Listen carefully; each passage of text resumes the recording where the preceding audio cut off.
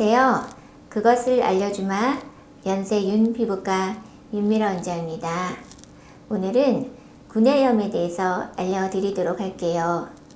우리가 흔히 입병이라고 하는 구내염은 입안이 헐었다 라고 표현하시기도 하고 입안에 빵꾸가 났다 라고 표현하시기도 하는데요. 구내염이 생기면 생긴 부위가 아파서 음식을 섭취하기 좀 힘들기도 하시고 양치질을 하기도 힘드시고 때로는 그 부위가 궤양이 심하면 후끈후끈하는 열감을 느끼시기도 합니다. 치료를 안 해도 낫는 병이긴 하지만 한 1, 2주 정도 가는 경우가 많고요.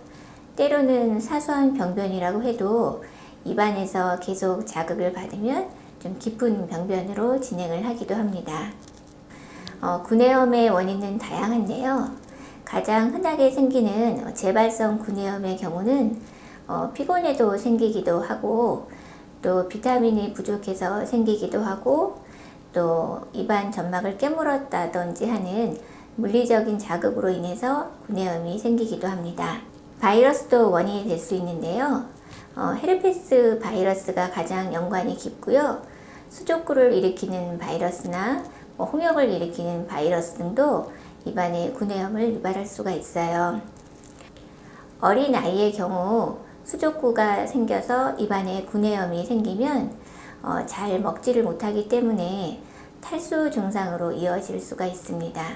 캔디다 같은 곰팡이도 구내염을 유발할 수가 있는데요. 이런 경우는 주로 면역력이 떨어져 있거나 또 영양 상태가 좋지 않은 노인분들한테 생기는 경우가 많습니다. 만일 입안에 궤양이 반복적으로 생기면서 성기 부위 등에도 궤양이 생기시는 분은 베체트병을 한번 의심해 볼 수가 있는데요. 반드시 진료를 받으셔야 하고요.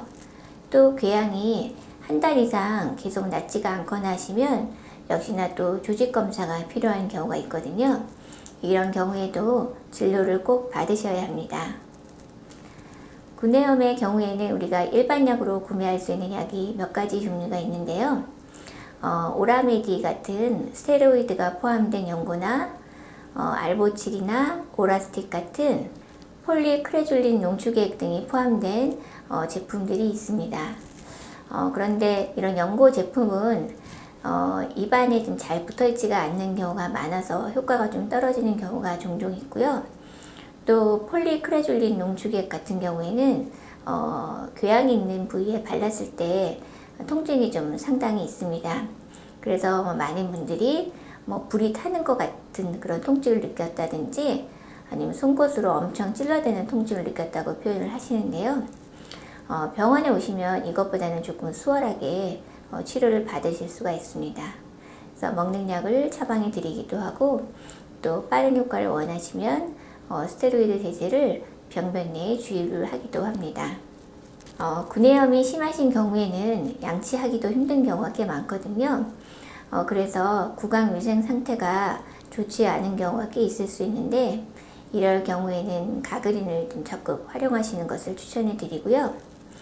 반복적으로 구내염이 자꾸 발생하시는 분들은 일단 종합 비타민 같은 것을 꼭 복용하시고 또 술은 이 증상을 유발하기도 하고 또 증상 자체가 술로 인해서 악화될 수도 있기 때문에 금주를 하시는 것이 중요합니다.